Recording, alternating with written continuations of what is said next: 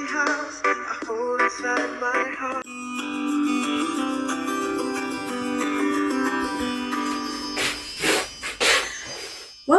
Welcome back sa kusina ni Tita Ching. Tonight, gagawa po tayo ng tinatawag na congee.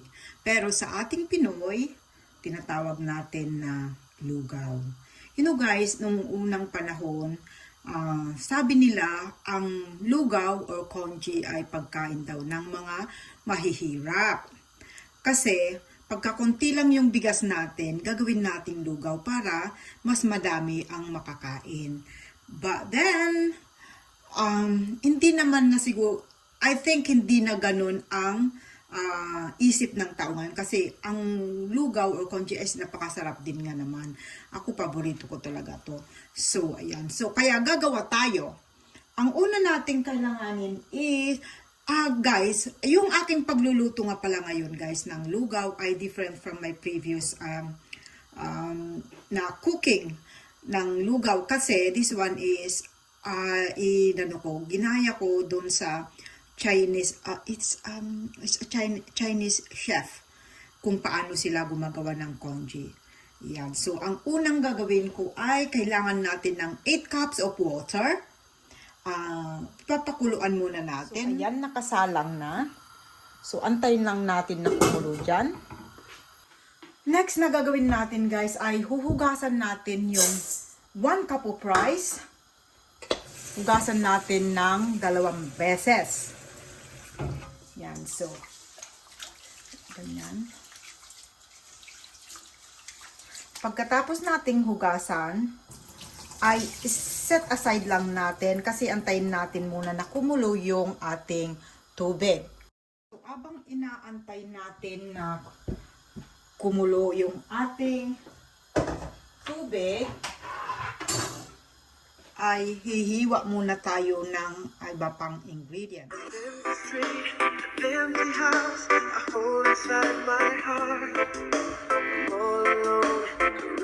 Next na gagawin natin guys is ima-marinate na natin yung ating hinihiwa-hiwang chicken.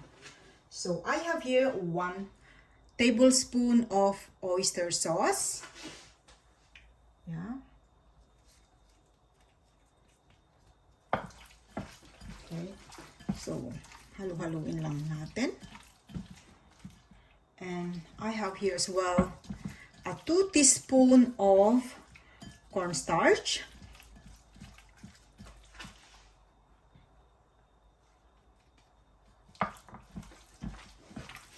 Okay. And a 2 tablespoons of cold water.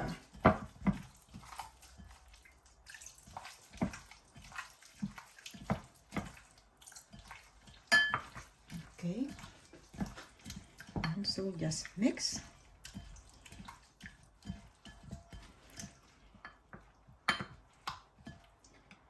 And 1/4 teaspoon of chicken bouillon.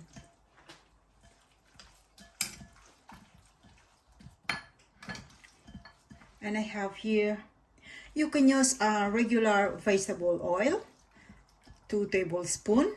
I have here an olive oil.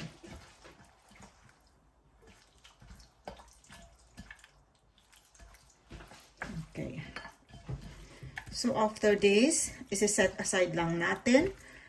Dahil hihiwain pa natin yung ating ibang ingredients like your ginger and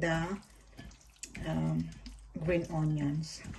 Okay, so next na gagawin ko ay hiwa-hiwain ko na yung aking ginger at green onions. Yan. So, mayroon din tayo dito additional flavor later. It's chicken bouillon again and salt, 1 teaspoon each. Diyan muna. So, hihiwain na natin ang ating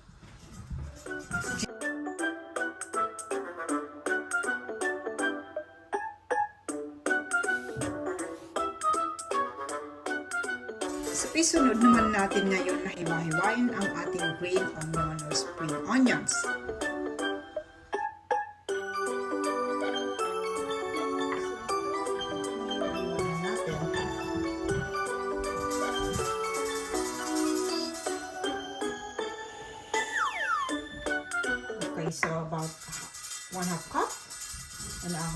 half as well of this one, ginger. Okay. So, ito na, kumukulo na yung ating tubig. Ilagay na natin yung ating 1 cup rice. It's already been washed. So, ilagay na natin.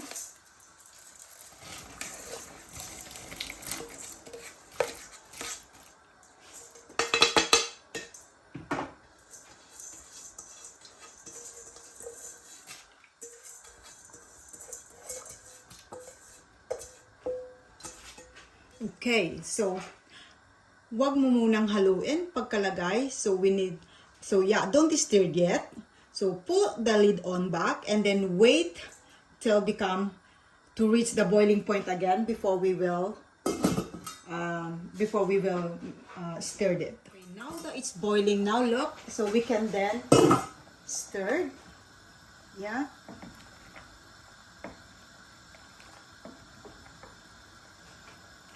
So, about 25 minutes, and hopefully it will be all cooked. Yan, kulong-kulo na. So, ilalagay ko na guys yung additional flavors natin para maisabay na sa pagkulo. The 1 teaspoon salt.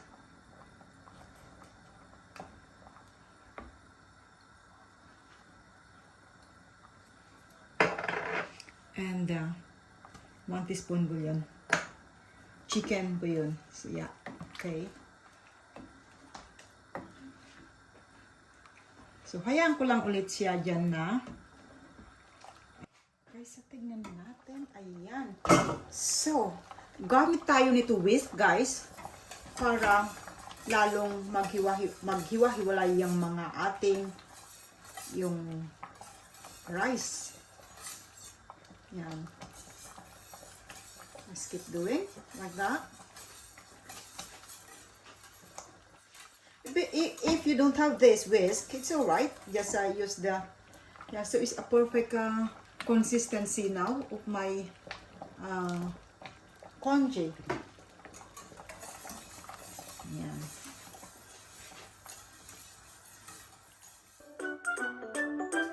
Okay, so we are not done yet. Now we are going to put now our yung chicken, the chicken that we marinated earlier. So we will gradually add it to the congee itself.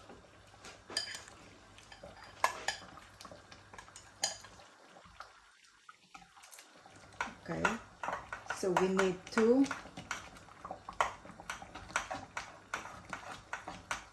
kailangan natin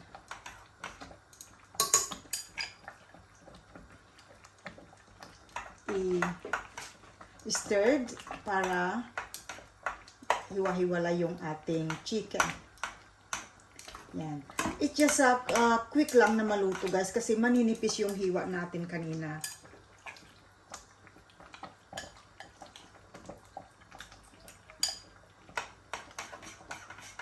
So, I will put it down below guys to the description our ingredients if you want to copy. Konting deviation po sa normal natin na pagluluto ng lugaw sa atin sa Pilipinas. So I thought I will just copy para maiba naman, di ba?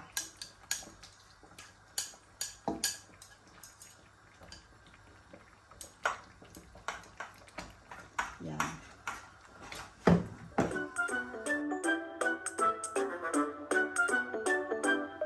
Okay, so ilagay na rin natin yung ating ginger. Yan.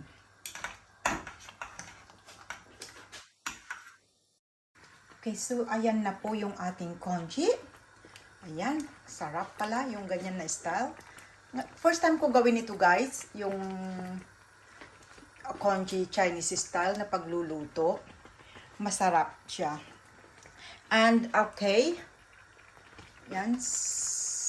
Okay, sasandukin na natin. Guys, pwede ka rin maglagay ng egg, boiled egg if you want. Like me. Naglaga na ako ng egg there. Ayan. So, tara. So, ito na guys, sasandukin na natin. Magsasandok na tayo. So, if too thick for you or masyadong malapot in your liking, pwede nyo rin dagdagan guys ng water. Hot water and then haluin nyo lang. Ayan. Ang dami akong kakainin. Lalagyan natin ng ating green onions. Palamuti. Ayan. And yung ating egg. Ayan. So, there we go guys. Magmerienda na tayo ng congee. Masarap na congee. Ala Tita Ching. Ala Tita Ching. Ayan. So, please don't forget to subscribe, like, and share guys. If you want to follow this congee, I will write it down the ingredients on the description, so just click the description box below. Alright guys, so magmerienda na tayo ng congee. Yan, masarap guys. Also Pia, it's nice, isn't it? I think it's nice. I think nice, guys. I think it's better this way of cooking rather than yung dati kong pagluluto ng lugaw. So this one is nice guys. You try it.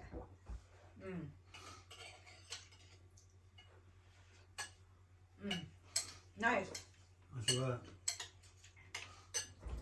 Sarap.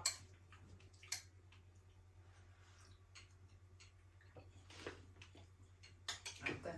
So hanggang sa muli guys. See you again in my next video. Bye! Shoutout po sa ating mga channel members. Please support and do connect to all of them. Eto na po sila.